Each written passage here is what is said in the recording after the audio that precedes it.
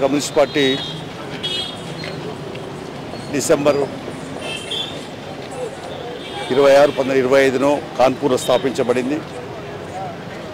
మొన్న పోయిన డిసెంబర్లో 100 సంవత్సరాలు అడుగుపెట్టి ఈ సంవత్సరం అంతా 100 ఏళ్ల పండుగను దేశవ్యాప్తంగా జరుపుకోవాలని నిర్ణయించబడింది.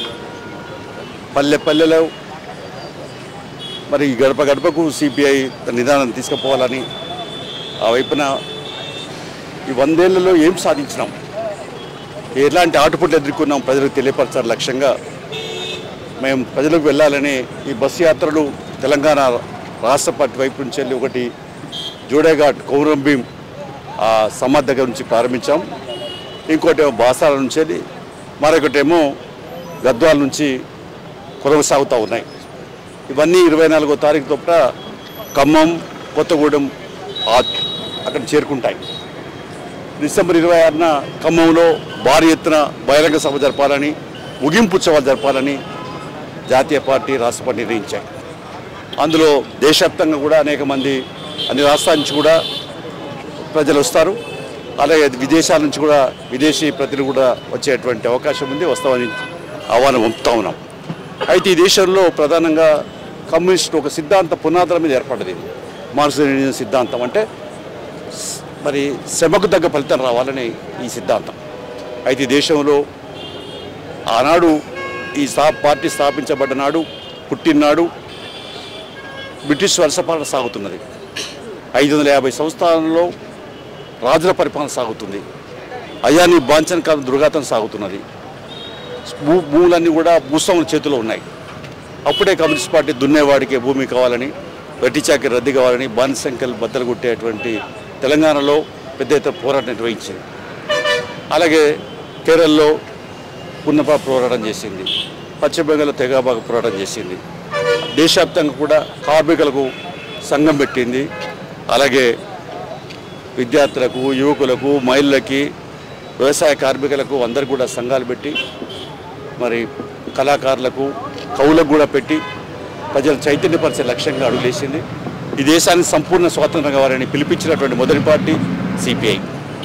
అంతేకాదు ఆ సందర్భంగా బ్రిటిష్ వాళ్ళు నాయకులపైన కుట్ర కేసులు పెట్టి కాన్పూరు, పేషావారు, మరి మీరట్ కుట్ర కేసులు పెట్టి జైల్లో పెట్టారు. ఎన్ని నిర్బంధాలు వచ్చినా తగ్గకుండా ధైర్యంతో పోరాడింది. ఇప్పటికీ ఈ దేశంలో మరి దున్నేవాడికి భూమి లక్షల ఎకరాల భూములు పేదలకు పంచబడ్డాయి. ఒక తెలంగాణలోనే 10 లక్షలు, ఇక దేశవ్యాప్తంగా లక్షలాది ఎకరాలు. కాబట్టి ఇలాంటి అసలు భూములు వంచిన చరిత్ర అనేది ఎర్రజెండా పార్టీల వలన జరిగింది. ఇళ్ల స్థలాలు, పక్కా ఇళ్ళు, సంక్షేమ పథకాలు, కార్మికుల చట్టాలు 29 చట్టాలు తీసుకొస్తే ఈ మోడీ ప్రభుత్వం దాన్ని 4 కోళ్ల కింద విభజించి రద్దు చేసే ప్రయత్నం చేస్తుంది, కుట్ర చేస్తుంది. అలాగే సామాజిక న్యాయం లేదు. డాక్టర్ బిఆర్ అంబేద్కర్ రచించిన రాజ్యాంగం దానిలో అనేకమైన సలహాలు, సూచనలు ఇచ్చి చట్టాలు పెట్టడంలో పౌర హక్కులు మరి పౌరులకు హక్కులు కల్పించడంలో ప్రధాన పాత్ర పోషించింది. అయితే ఇవాళ డాక్టర్ అంబేద్కర్ రచించిన రాజ్యాంగానికే ప్రమాదం వచ్చింది. ప్రజాస్వామ్యం ప్రమాదంలో పడ్డది.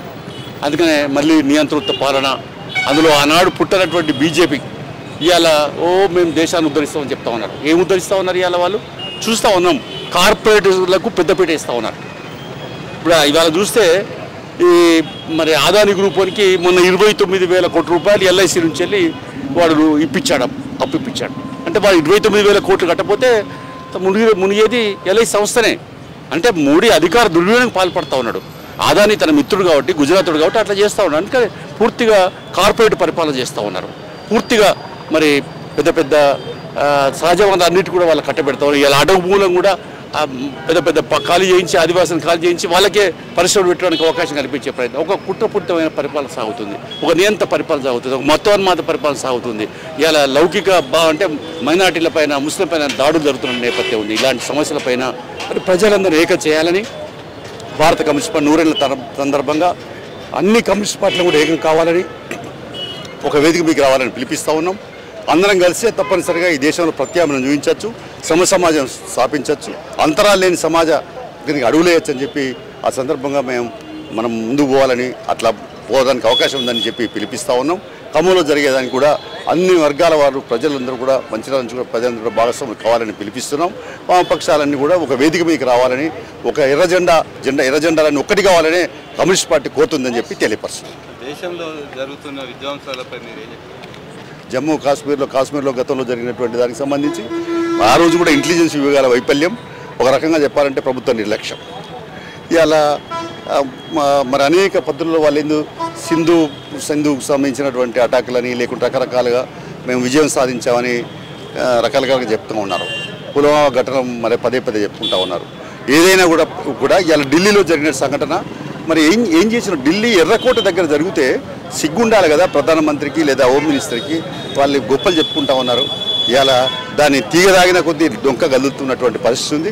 కాబట్టి ఇవాళ బీజేపీ ప్రభుత్వం ఈ రకంగా మరి పిడివాదంతో ప్రయాణం చేస్తున్న కాదు. మీ పరిపాలన సక్రమం చేయండి, నిఘా విభాగాలు పెంచండి. మీరు కార్పొరేట్ గుడియం కాదు, ప్రజల సమస్యలు పరిష్కరించండి. ప్రజలకు మరి హక్కులను హరిస్తే మాత్రం సహించేది లేదు. అందుకని ఉగ్రవాదాలు ముమ్మాటికి ప్రభుత్వ వైఫల్యం అని చెప్పి తెలియపరుస్తుంది.